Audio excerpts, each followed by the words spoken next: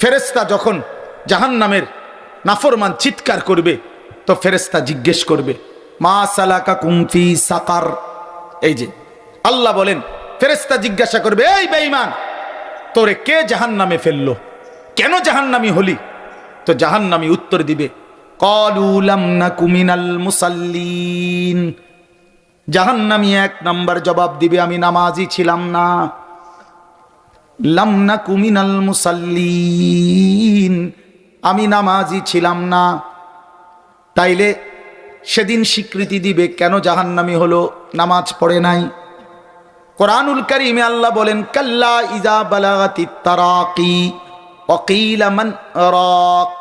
রব্বুল আলামিন বলেন নাফরমান পাপী মালাকুল মউত আজরাইল যখন জান কবজ করতে আসবে তখন নাফরমান পাপীর রূহটা আজরাইল এসে কলিজা থেকে রূহটা ধরে একটা টান দিয়া ছিঁড়ে ফেলবে। রূহটা ছিঁড়ে ফেলবে, ছিঁড়ে ফেললেই রূহটা কণ্ঠনালীর কাছে এসে দাঁড়াবে। এখানে কণ্ঠনালীর কাছে এসে আটকায় যাবে। রাসূলুল্লাহ সাল্লাল্লাহু আলাইহি ওয়াসাল্লাম বলেন, আমি আপনাদের একটা জিনিস বুঝাইলে সহজে বুঝবেন। এই যে দেখেন এই টিস্যু পেপার, এটা টান দিলে খুব সহজ, এই যে বের হইতেছে খুব সহজে কিনা, কথা বলেন না?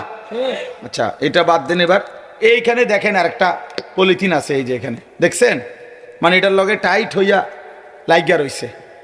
এইটা যদি কেউ খুলতে চায় তেমনি টান দিলেই তো বের হয়ে যাবে। কি করতে হবে? এটার টাইনা ছিটতে হবে। এই যে দেখছেন এরকম টাইনা ছিটতে হবে না?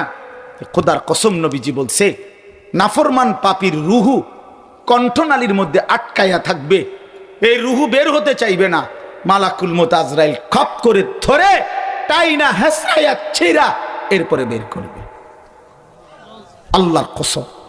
এখন কেন এই নির্মম মৃত্যু হলো, কেন এইভাবে তার রুহু ছিঁড়া বাইর করলো কেন? খোদার কসম আল্লাহ কোরআনে বলছে কারণ দুইটা। এই নাফরমানের মৃত্যু এমন ভয়ানক হলো কেন?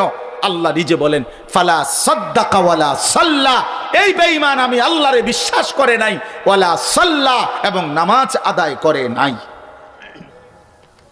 এজন্য দোস্ত তোমরা যারা নামাজ পড়ো না মনে রাখো এই বন্ধুর কথা, বেনামাজি তোর কলজার থেকে রুহু ছিঁড়া টাইনা ফেলে দিবে। তোর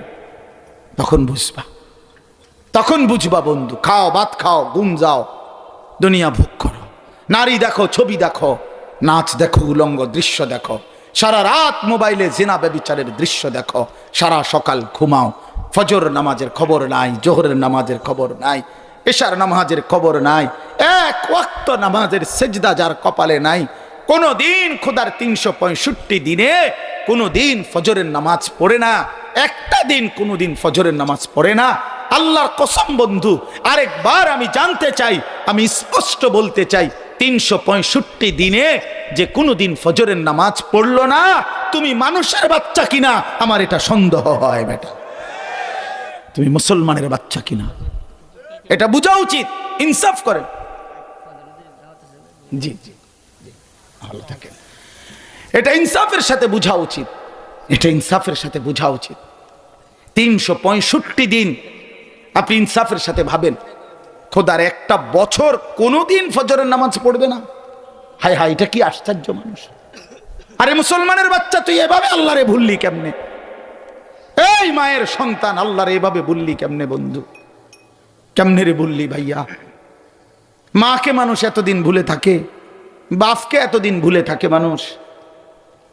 হ্যাঁ, কোনো মা যদি বলে 6 মাসের পরে, ফুত তুই কেমনে রে পারলি, ফুত তুই আমারে একটা ফোন দিলি না গত 6টা মাসে, তুই কেমনে পারলি? আমি কি তোর সেই মা না যে মা তোরে আমি 9 মাস গর্ভে ধারণ করেছি? আমি তো সেই মা যে মা তোরে 2টা বছর বুকের দুধ খাওয়াইছি। এই কথা বলে যদি কোনো মা কাঁদা দেয়